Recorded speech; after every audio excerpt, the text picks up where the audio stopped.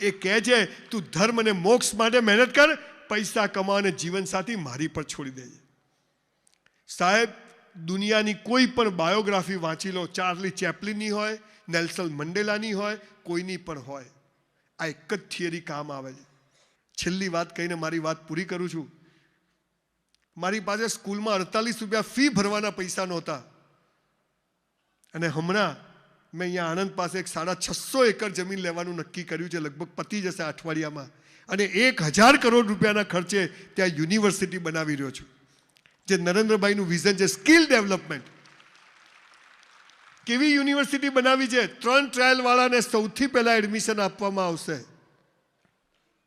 પછી 2 trial, 1 trial 35%, 36%, 50% admission close.